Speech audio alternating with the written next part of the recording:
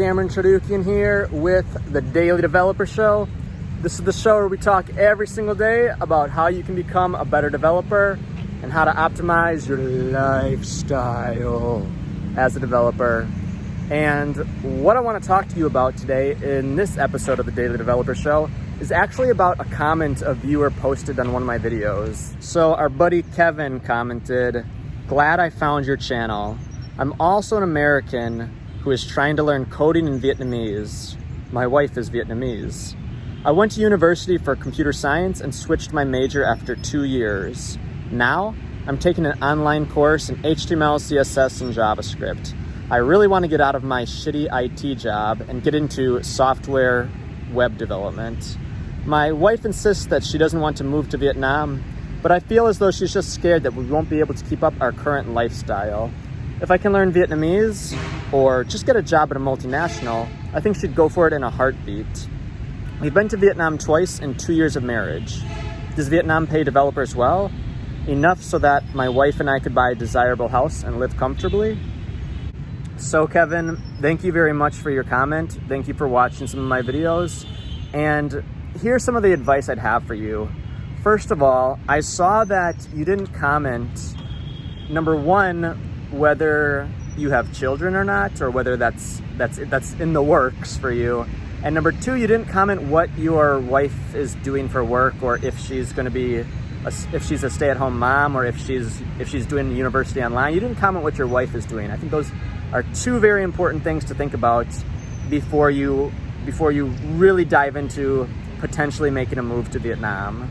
Second of all, Kevin, I think it's awesome that you're thinking about, maybe we can move to Vietnam. We can get a really cool a deeper cultural experience that we wouldn't get just traveling here, and we can maybe see more of the world. We can travel from Ho Chi Minh City or Hanoi or wherever we end up living.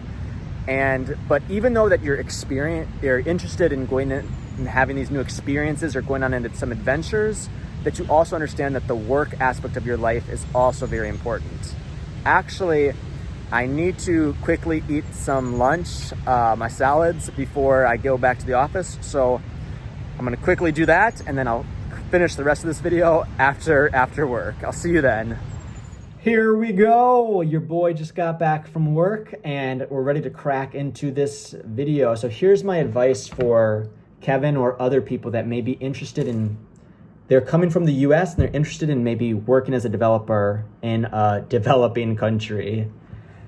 So the first thing I'd say is that, and here my experience is in Vietnam, so this may apply to other developing countries, but it definitely applies to Vietnam at least.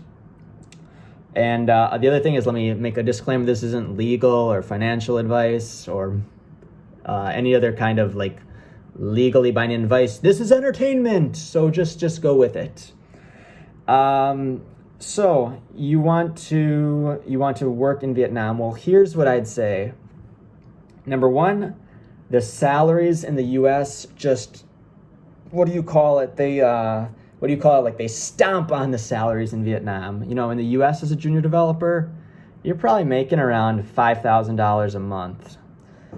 And I think some places like San Francisco, that can go up to like $8,000 or $9,000 or $10,000 a month. Whereas in Vietnam, instead of making $5,000 or $8,000 a month, you're looking at more like $500 or $800 a month.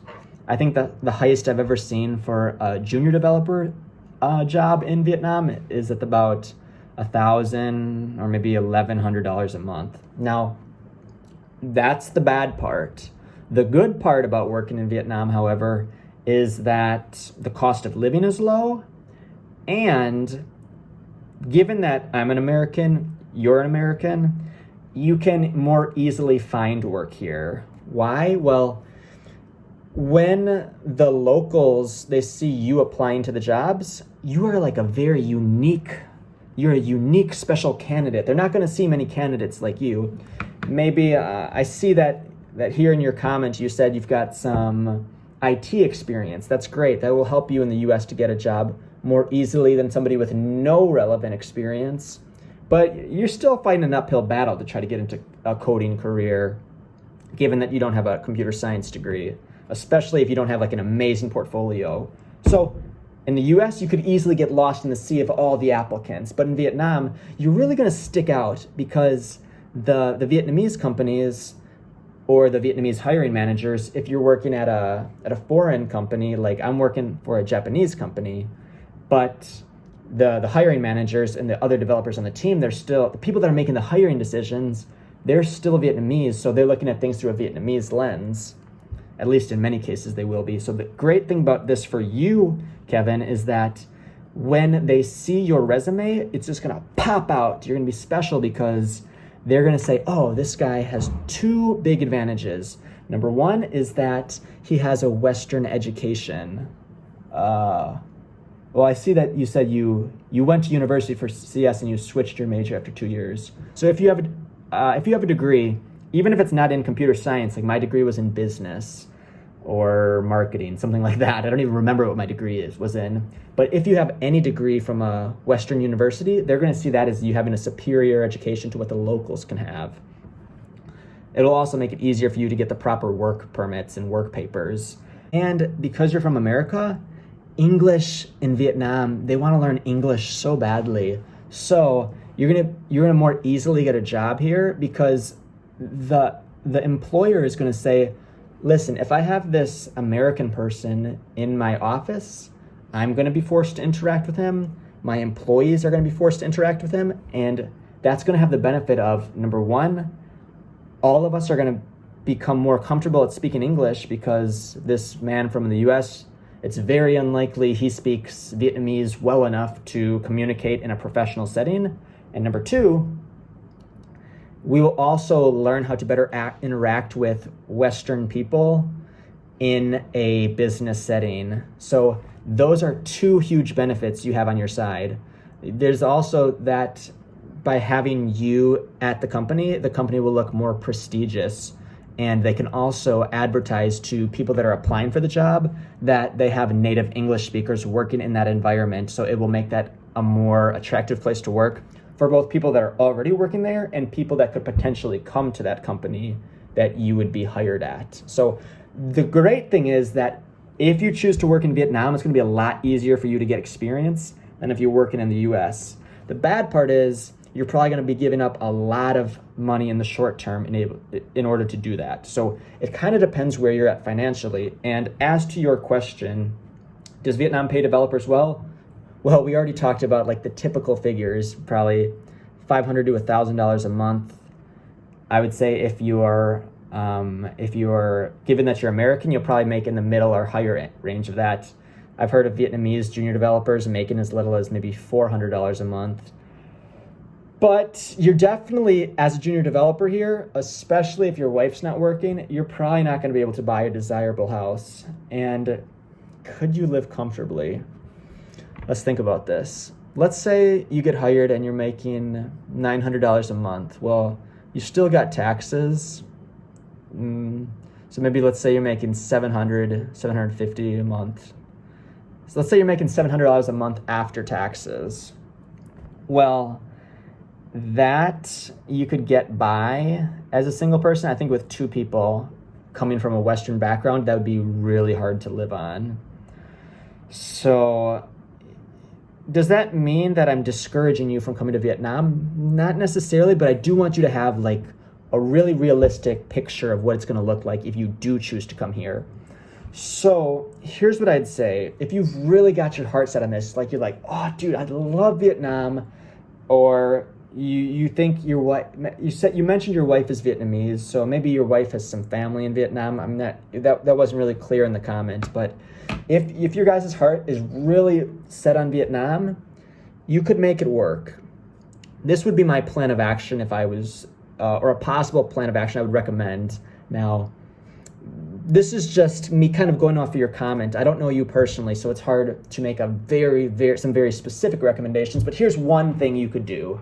So you have to understand that in Vietnam, teaching English has a pretty high salary. So I used to teach English and I was making something like $18 an hour, or I think it was something like $21 gross and something like $18 USD per hour net.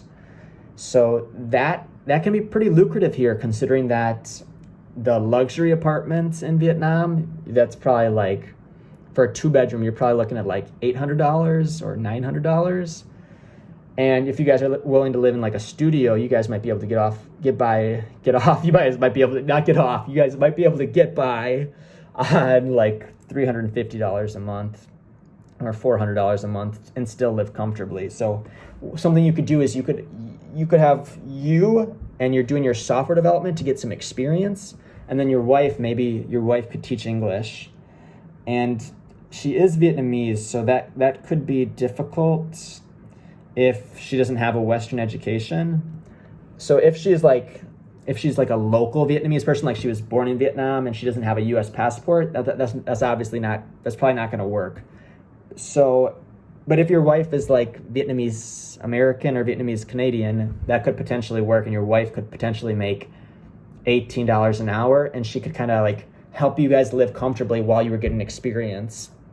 Or if you're willing to be a workhorse for a year, you could actually do both. You could work your developer job, and then on the weekends you could teach English so that you guys would have some money, or your wife could teach English online if that's an option for her, or she could do writing. I'm not sure what your wife's skills are, or if she has existing work. That's not really mentioned here, but you're going to be doing your software development thing, and you can get your first year of experience. Hopefully your wife can support you in some way. Maybe she can either do the cooking or find some other way to make money. And then that's not where you want to be long term, because it could be tough financially. But what I would say is that long term, what you're going to want to do is you want to try to get your skills up, get a couple years of experience so that you can become skilled enough so that you can get clients from the US, or that you can get a remote job in the US but then live in Vietnam. I think ultimately that's where you want to go. So if your heart's set on Vietnam, I think you guys could make it work even now. But in general, if you were my friend, if I was talking to my brother and he was thinking about coming to live in Vietnam, I would say just vacation here, spend a couple years in the US building your skills, and then when you've got enough skills to either get remote, like you've got like an established list of clients that are paying you for programming work, or you've got an employer that's paying you for programming work, and you can make a Western salary, and you can take that to Vietnam where the cost of living is lower. That's ultimately what I would recommend you do. So I hope you enjoyed this video. I hope this gave anybody that was thinking about working in Vietnam or any other developing country that as a developer, I hope that gave you some like insights into like the reality of the situation. And if you have any other questions, please post them in the comments. Maybe, just maybe, if you post a comment, you'll be the next person I answer their comment with a video. So I hope you enjoyed, and I'll see you tomorrow in the next episode of the Daily Developer Show.